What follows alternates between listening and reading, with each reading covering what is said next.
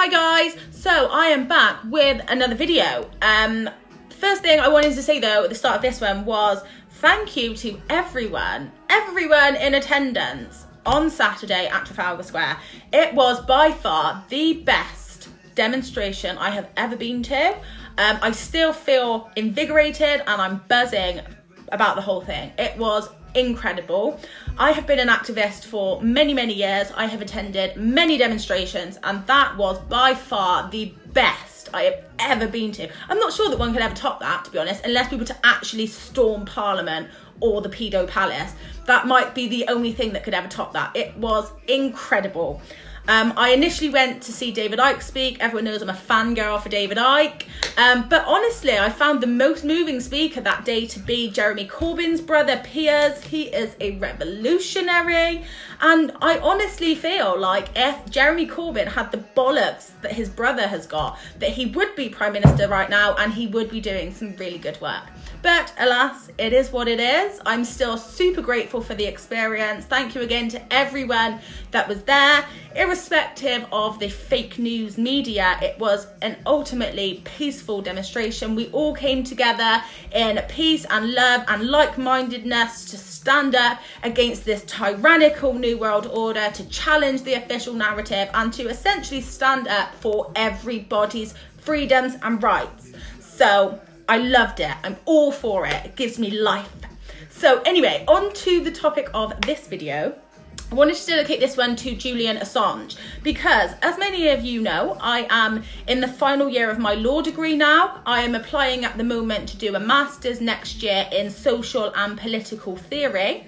And one of my motivations to go down this avenue of education, alongside the desire to expose the legal name fraud and help collapse the Setterkay trust created with the birth certificate, a kind of concurrent motive that I had that I'm very passionate about is the cause of Julian Assange. To support and defend Julian Assange has ultimately been a goal for me as well. Now, obviously, at the time that I started this degree, he was still in the Ecuadorian embassy. He still had asylum there. Before they illegally terminated his asylum, but we will get into that, okay? But what I have done is I have found an open letter that a group of people have written to the Lord Chief Justice in the UK calling for the immediate release of Julian Assange and to block his extradition to the US. So this, I'm going to link it above if you want to read it, and I please encourage you all to sign it if you're in agreement and send it off to the government as well, which is exactly what I'm going to be doing. And I'm also going to be writing to Julian Assange to let him know that I've done it and that I've got his back. So let's all do this together. So ultimately, this letter calls on the UK government to uphold its commitment to press freedom in its own country. Now, WikiLeaks publisher, if you don't know who Julian Assange is, he is the owner and publisher of WikiLeaks, and he's been in prison on remand at the high security HMP Belmarsh for more than a year, and he faces extradition to the US on charges of publishing. So we call on the UK government to release him immediately and block this extradition. The US government has indicted Julian on 18 counts for obtaining, possessing, conspiring to publish and for publishing classified information. The indictment contains 17 counts under the Espionage Act of 1917 and one charge of conspiring with a source to violate the Computer Fraud and Abuse Act, which uses Espionage Act language. This is the first ever use of these charges for a publication of truthful information. The information that WikiLeaks has released is in fact true. It's fact. The government, the UK government, the US government were in fact committing the war crimes that they have been accused of by WikiLeaks, okay? It's genuinely real information. And actually it's in the public interest that these documents were released in the first place.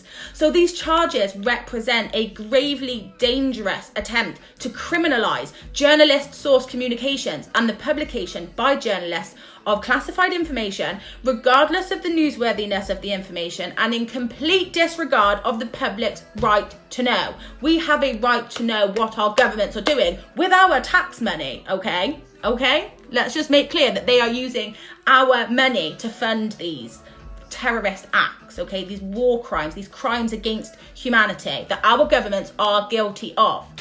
Now, the charges against Julian carry a potential maximum sentence of 175 years in prison. So sending him back to the US is near certainty going to give him a conviction and is tantamount to a death sentence, okay? In April 2019, Ecuador illegally terminated his diplomatic asylum in violation of the Geneva Refugee Convention and invited the British police into their embassy where he was. He was immediately arrested at the request of the US, and Mr. Assange served a staggering 50 weeks in prison for bail violation. But when that sentence ended in September 2019, he wasn't released. He continues to be detained in HMP Belmarsh solely at the behest of the US. Now, we all know that under President Obama's administration, the US Army intelligence analyst Bradley Manning, or Chelsea Manning as she now is known, Bradley, Chelsea, whatever, disclosed hundreds of thousands of documents to WikiLeaks that Julian released to the world, basically exposing the US's war crimes in Iraq and Afghanistan. And Bradley was taken to Guantanamo Bay, where actually he released a load of files pertaining to inmates that were being held at Guantanamo Bay. Now, every single president has promised to close Guantanamo Bay, and none of them have done it. Guantanamo Bay is a torture prison. It's where they take people to torture them. It is absolutely abhorrent that this building, that this place still exists in Cuba. Now, even before the lockdown initiated by the coronavirus, Julian was being held in conditions approaching solitary confinement. He was in his cell 22 hours a day, and under the new measures because of the whole corona thing, he hasn't even got to see his own children in months. He's allowed extremely limited access to his lawyers and the documents pertaining to his own case, which is obviously severely hampering his ability to participate in his own defence. Following a visit to the prison, a medical doctor and a repertoire from the UN found that Julian had endured psychological torture. Now, this guy is being tortured, he's being penalised, he's being punished for essentially releasing information to the public exposing war crimes committed by our government. And our governments now are trying to shut him up. And what they're basically doing is they're making an example of him to all other journalists. If you speak out against what the official narrative is, you are going to be treated like this as well. It's fear. They're intimidating all journalists to basically not speak out, to not tell the truth, to tell them what we tell you to tell them. That's what this is. It's absolute control of the press. We no longer have free press in this country. We used to, but we don't anymore. And actually, there are some statistics later on that I'll get into in terms of how controlled our press actually is. So the continued persecution of Julian is contributing to this deterioration of press freedom in the UK and is serving to tarnish the UK's international image. Reporters Without Borders cited the disproportionate sentencing of Julian to 50 weeks in prison for breaking bail, the Home Office's decision to greenlight the US extradition request, and Mr. Assange's continued detention as factors in the UK's decline in ranking to 35th out of 180 countries in the 2020 World Press Freedom Index. We no longer have freedom of press in the UK. Freedom of speech is a thing of the past. So we call on the UK government to release Julian Assange without further delay and block this extradition to the US, a measure that could actually save his life and preserve the press freedom that the UK has committed to championing globally. Free Julian Assange, okay? I feel like this needs to be at the forefront of people's consciousness at the moment. People need to be aware that this is happening.